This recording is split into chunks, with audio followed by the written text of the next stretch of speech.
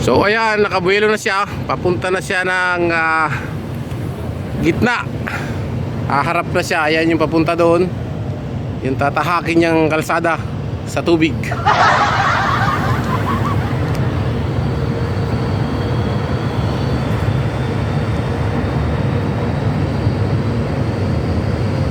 Turbojet bound to China. Wow!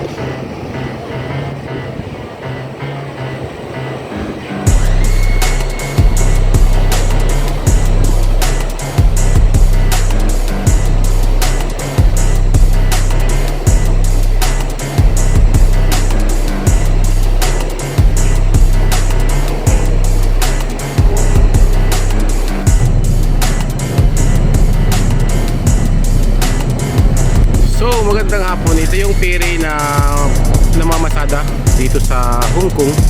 Ang biyahe nito ay papunta ng Macau. Macau to Hong Kong, pag ferry ka lang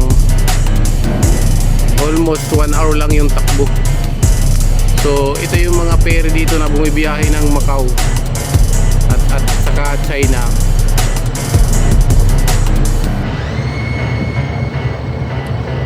Dito lang po ito sa may Kowloon, sa may malapit sa Victoria Harbor.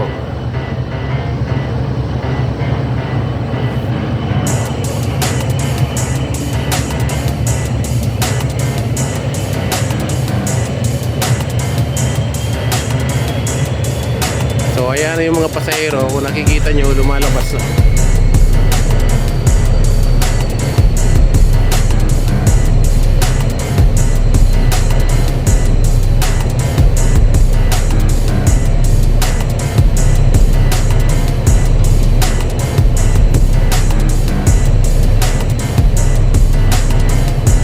Biyahing Macau, Hong Kong ferry. Almost 1 hour lang yung takbo sa dagat.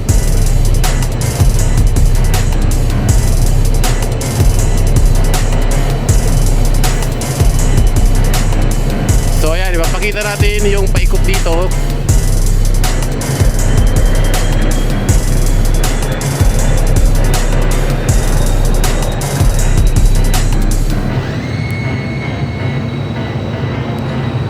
And then ito yung isa na to, paalis na naman.